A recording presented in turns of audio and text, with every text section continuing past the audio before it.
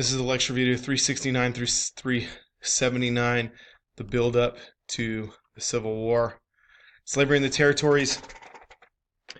Northern and Southern leaders attempted to fashion a solution to the problem of slavery for about 20 or 25 years, even though they know that it's probably not going to work. It's like a Band-Aid for a bullet wound over and over and over again.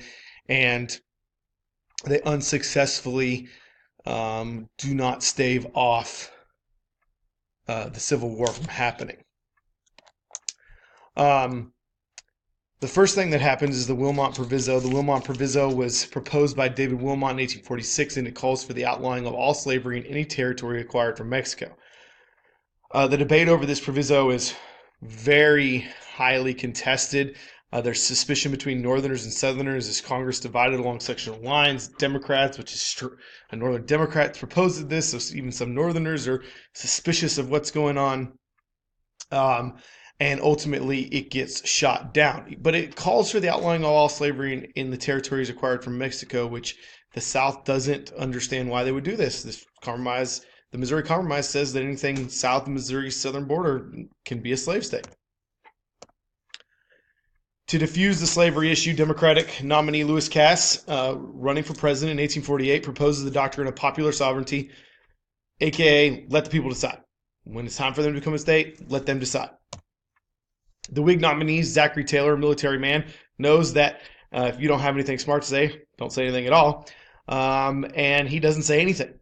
And Northern Whigs don't like the no comment from Zachary Taylor, and they form the first shoot-off party, the Free Soil Party, with the platform of free soil, free speech, free labor, and free men. And Taylor wins the election, and he just still is silent. He never says what he thinks. Eventually, as we will see, he will support popular sovereignty, but again, he doesn't say anything at the beginning. The discovery of gold in California triggers a gold rush that brought more than 100,000 people to the territory. Gold discovered in 1848, but by 1849, the men are there mining for gold, and that's very important. Excuse me. And San Francisco goes from being basically a nothing city to a massive amount of people there. But the people that make the money during the gold rush are not the miners. It's the people that are selling things to the miners. Hang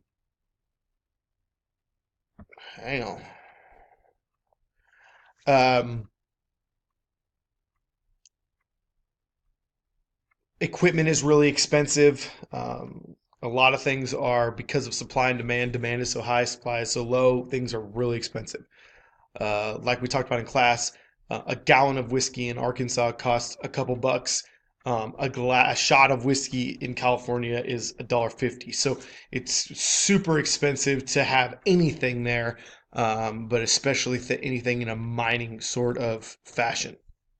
California applies for admission to the Union, and now we have the issue of equality or parity, slave state versus free state, and so President Taylor just says, yeah, popular sovereignty. I like that idea. So now he comes out and says popular sovereignty. Henry Clay comes up with this Compromise of 1850. It's a 5-part bill that he can't get passed. So a very young senator, Stephen Douglas from Illinois, offers to take those proposals and politic with them. And he breaks them up into 5 different parts. And in those 5 different parts, he can then successfully pass each individual one after the other, and get it passed. Politicians don't have to come out and say, oh, I can't vote for this whole thing because of one part of the bill. They can say, I voted for this part, I voted for the second part, I didn't vote for part 3 or 4, but I voted for part 5. So, it's all separate parts. And so that way, all of it eventually gets passed. Those 5 parts are: California comes in as a free state. Popular sovereignty in Texas, or in New Mexico and Arizona. $10 million given to Texas to leave New Mexico alone. the new Fugitive Slave Act, and the last one is no slave auctions in Washington, D.C. There can still be slavery, but no slave auctions.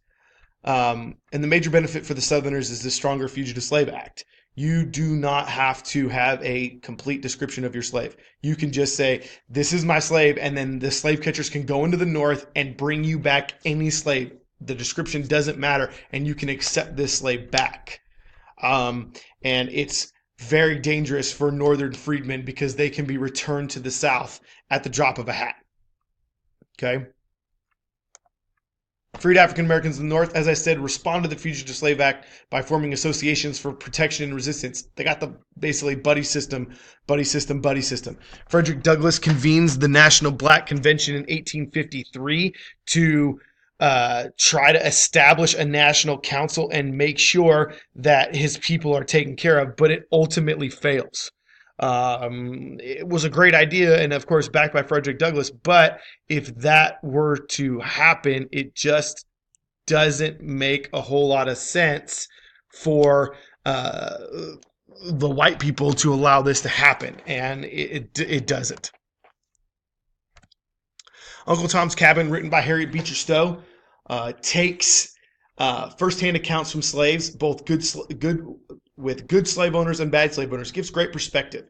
Gives perspective of, my slave owner was a good person. They took care of me, blah, blah, blah, blah, blah, blah, blah, blah. And then it also takes the other side of the coin. My slave owner raped me. My slave owner beat me. My slave owner did this. And the North uses this as a rallying cry for movement to get rid of slavery. And the South condemns it completely and says, oh, this is all a bunch of baloney. This is all made up. This isn't actually how slavery happens. The Compromise of 1850 had divided the Whigs. Democrat candidate Franklin Pierce wins in a landslide election over candidate General Winfield Scott. And this is just a buildup. Again, we're talking about everything that happens from this chapter in this section to the next section to the next section is building up to ultimately the Civil War. And that's where we stop.